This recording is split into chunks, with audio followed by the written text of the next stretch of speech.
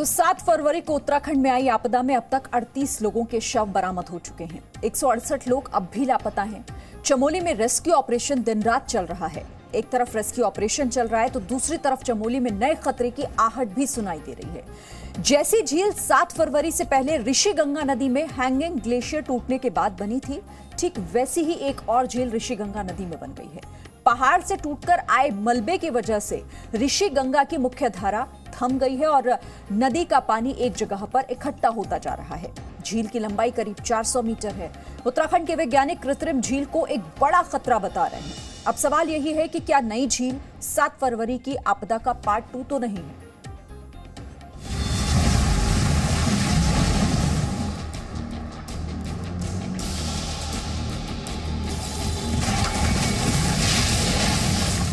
ऋषिगंगा है जो main stream है, वो ऋषिगंगा अभी मुझे दिख रही है कि वो ऋषिगंगा अभी पूरी तरह से ब्लॉक है।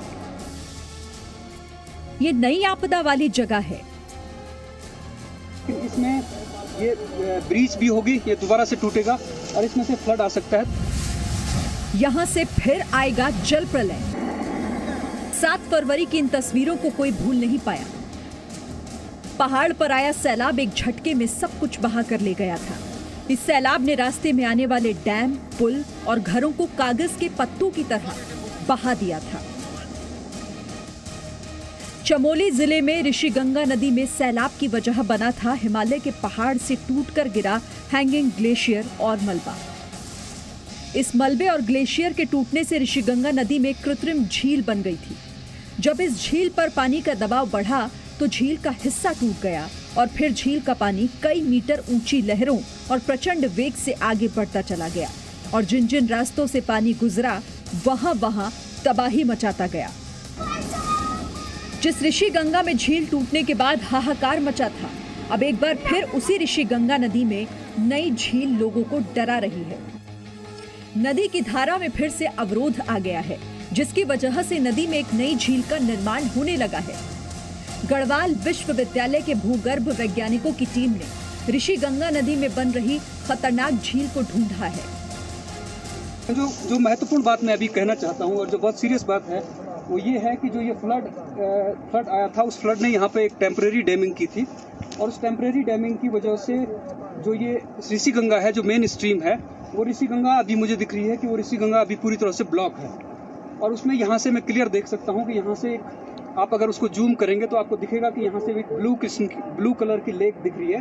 तो ब्लू कलर की लेक का मतलब है कि ये पानी काफ़ी देर से यहाँ पे पॉन्डिंग होना शुरू हो गया होगा और अभी क्योंकि ये काफ़ी स्टेबल है तो काफ़ी पीछे तक शायद गया होगा। मुझे इसके साइज के बारे में कोई अंदाजा नहीं है। आप अपने टेलीविजन स्क्रीन पर जिस जगह की तस्वीर देख रहे हैं, ये जगह उत्तराखंड के लिए 7 फरवरी 2021 जैसी तबाही की वजह बन सकती है, क्योंकि इस जगह पर ऋषिगंगा नदी का पानी फिर से इकट्ठा होने लगा है। धीरे धीरे ये पानी झील में बढ़ता ही जा रहा है। नदी के रास्ते में अवरोध की वजह से ऋषिगंगा की मुख्य धारा आगे नहीं बढ़ पा रही। ऋषिगंगा जो है वो पूरी तरह से अभी ब्लॉक हुई है और इन फ्यूचर मुझे नहीं पता कि कब तक, लेकिन इसमें ये ब्रीच भी होगी, ये दोबारा से टूटेगा और इसमें से फ्लड आ सकता है। तो इसको जो रेस्क्यू काम नीचे हो रहा है वो रेस्क्यू काम इससे प्रभावित भी हो सकता है और जो लोग रेस्क्यू कर रहे हैं उनको इससे नुकसान भी हो सकता है। सबसे डराने वाली बात यह है कि ये झील भी उसी रैणी गांव के पास बनी है जहां से 7 फरवरी को तबाही की शुरुआत हुई थी। उत्तराखंड के मुख्यमंत्री त्रिवेंद्र सिंह रावत ने भी कृत्रिम झील के बनने की बात को स्वीकार किया। राज्य सरकार के मुताबिक 7 फरवरी को पानी के साथ जो मलबा आया था उसी की वजह से इस झील का निर्माण हुआ है। शुरुआती रिपोर्ट के मुताबिक नई बनी झील 400 मीटर लंबी है। झील की ऊंचाई 12 मीटर है। वैज्ञानिक अभी इस बात का अंदाजा नहीं लगा पाए हैं कि ये कृत्रिम झील कितनी गहरी है और उसमें पानी कितना है।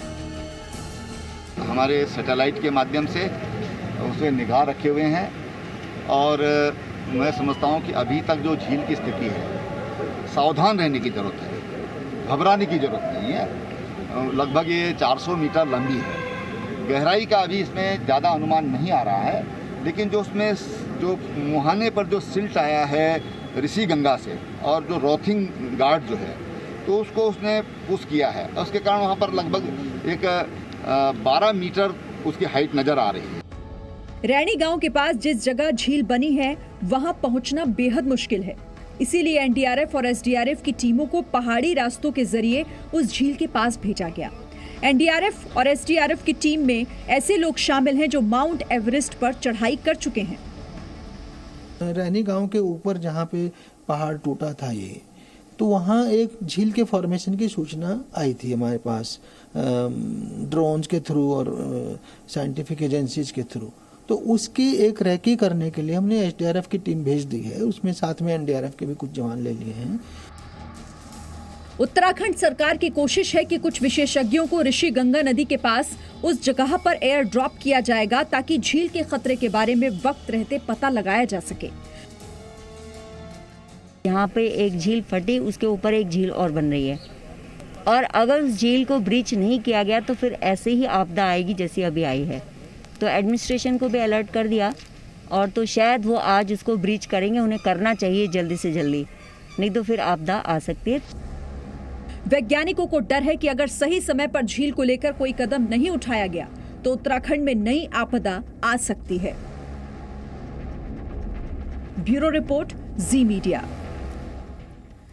झील का नाम सुनते ही शांत और स्थिर पानी की तस्वीरें जहन में आती हैं, लेकिन उत्तराखंड के लोग तो अब झील और ग्लेशियर नाम से डरने लगे हैं।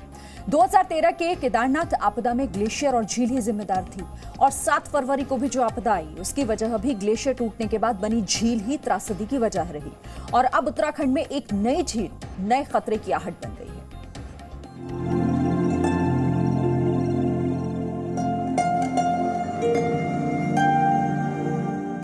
ये है श्रीनगर की खूबसूरत डल झील। ये उदयपुर की खूबसूरत पिछोला झील है, और ये भोपाल की बड़ी झील है। इन झीलों में घूमकर आपका भी दिल खुश हो जाएगा, लेकिन उत्तराखंड की झीलों से डर लगने लगा है। उत्तराखंड को झील से डर क्यों लगता है, उसके लिए आपको इन ग्राफिक्स को समझना जरूरी है।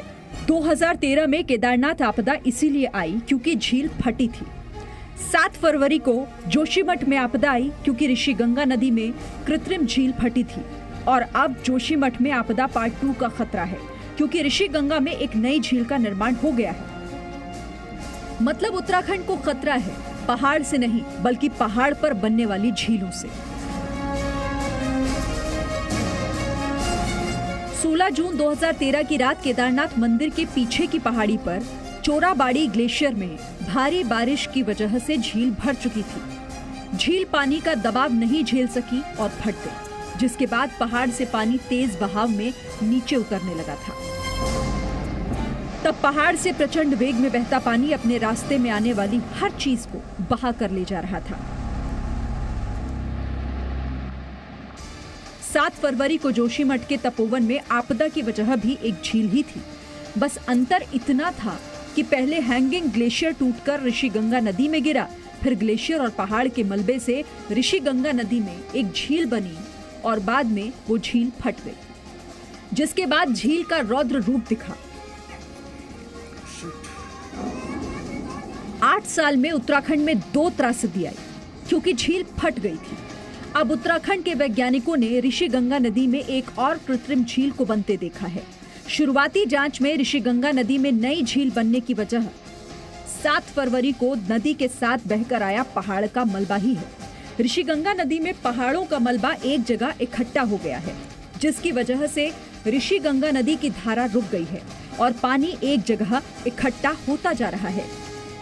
मुहाने पर जो सिल्ट आया है ऋषि गंगा से, और जो रॉथिंग गार्ड जो है, तो उसको उसने पुश किया है। उसके कारण वहाँ पर लगभग एक 12 मीटर उसकी हाइट नज़र आ रही है, लेकिन पानी उसमें कितना है अभी वो क्लियर नहीं हुआ है। पर्यावरण के जानकार मान रहे हैं कि हिमालय के पहाड़ी क्षेत्रों में जो झीलें बन रही हैं, उनकी निगरानी पर ध्यान नहीं दिया गया। 2013 केदारनाथ आपदा के तत्काल बाद झीलों और ग्लेशियर पर काम तो हुए, लेकिन वक्त के साथ इनकी निगरानी कम कर दी गई। हिमालय में ज़्यादातर हिमालय की मॉनिटरिंग का कोई सिस्टम तैयार होना चाहिए। हम लगातार हिमालय में जो तालाब बन रहे हैं उनको देखें, उनके बारे में विचार करें, वैज्ञानिक उनका विश्लेषण करें और समय से लोगों को जागरूक भी करते रहें। फिलहाल राज्य सरकार तपोवन में रैनी गांव के पास बने कृत्रिम झील के बारे में जानकारी इकट्ठा कर रही है, लेकिन सरकार को जो भी करना है जल्द से जल्द करना चाहिए, कहीं ऐसा ना हो कि देर हो जाए। Bureau report, ji media. Presenting B News app, available on Google Play and App Store. Download it now.